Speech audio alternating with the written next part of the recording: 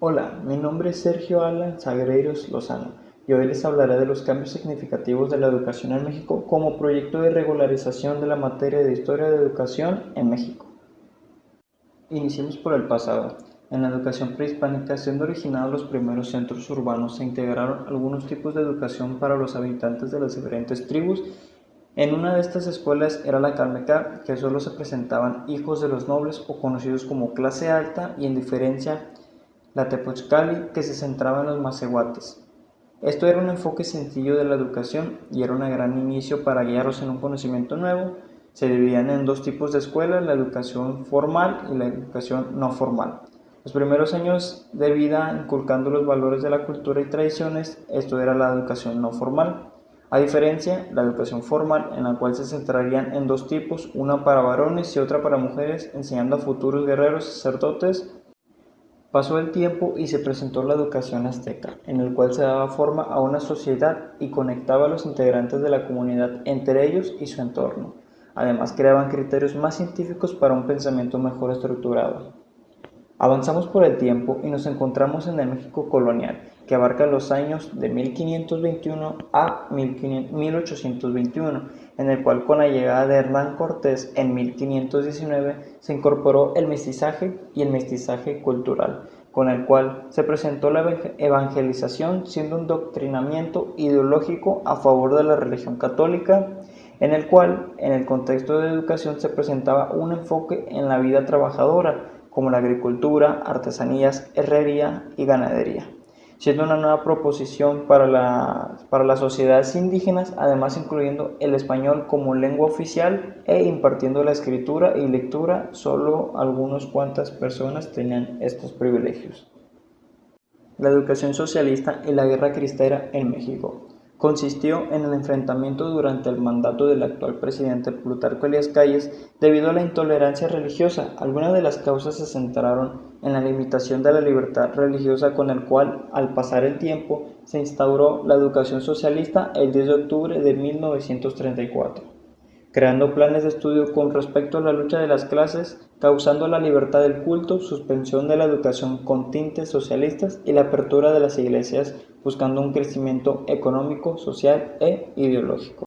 Los proyectos educativos del siglo XX y XXI. El proyecto de la educación nacionalista. Partía de un concepto de educación humanista, trabajo, cultura, filosofía, creencias, tradiciones y costumbres del pueblo. Como parte de la Revolución Mexicana surge el proyecto de educación rural con un contexto económico, sociopolítico y cultural. En 1921 se crea el actual SEM, el Sistema Educativo Nacional, y José Vasconcelos, creador y primer secretario de la SEP. Su diseño iba dirigido a condiciones socioeconómicas, culturales y políticas del país, integrada por el Departamento de Escolar, el Departamento de Bibliotecas, Bellas Artes, Departamento de Alfabetización y Departamento de la Educación Indígena.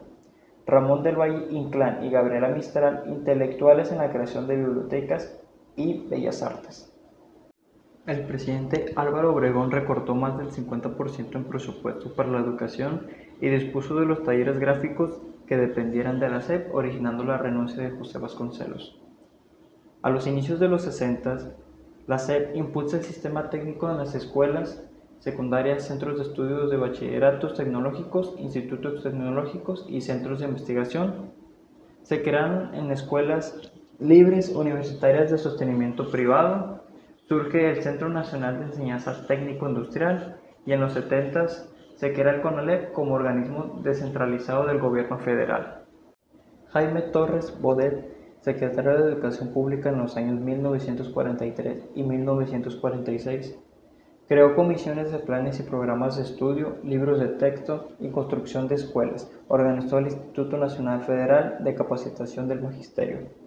En comparación a Manuel Gual Vidal, secretario de Educación Pública en los años de 1946 a 1952, promovió la escuela rural, creando un espíritu cívico para cada persona, estableció más escuelas de agricultura, creó un Instituto Nacional de Bellas Artes.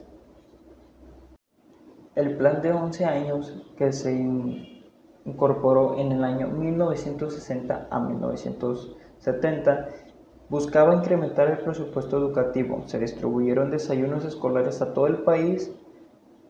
Se distribuyeron libros de texto gratuitos para la primaria, se formaron planes de estudios desde preescolar, primaria, secundaria y normal, agrupando las materias por áreas de conocimiento. La revolución y descentralización. Delegó la Secretaría de Educación Pública toda responsabilidad ante la SNT, quien disponía de las plazas que distribuía entre sus líderes sindicales. Impuso un plan de estudios a licenciaturas en preescolar y primaria. Programa de modernización educativa en el año 1989 a 1994, conformado por 3 elementos.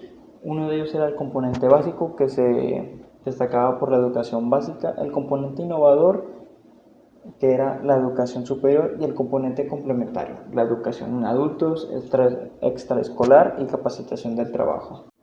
Modelo educativo de la reforma integral de la educación básica, impuesto por Vicente Fox y Felipe Calderón. Buscó la articulación de la educación básica para organizar en un solo plan de estudios y en los programas correspondientes al preescolar, la primaria y la secundaria. Buscó contribuir a la formación del ciudadano crítico, democrático y creativo que la sociedad mexicana necesita. Una de sus innovaciones fue la educación básica de 12 años, el aprendizaje del inglés, las habilidades digitales, escuelas de tiempo completo y centros de desarrollo educativo. Naturaleza y organización de los aprendizajes clave. El plan está determinado por la SEP de acuerdo a la Ley General de Educación, basada en el artículo 12 y 48. Su carácter es obligatorio, enfoque humanista, centrado en los aprendizajes clave, aquellos que permiten seguir aprendiendo, organizado en 3 componentes: campos de formación académica, desarrollo personal y social con énfasis en las habilidades socioemocionales y autonomía curricular. El valor de saber la historia de la educación en México nos respaldará en la creación de nuevos planes de estudio, tratando de evitar los errores del pasado y reconocer las grandes ideas que se originan por grandes personas con un buen enfoque para la sociedad. Como estudiante y futuro profesor, es mi misión y meta abarcar gran variedad de estas propuestas al momento de transmitir un conocimiento hacia las nuevas generaciones.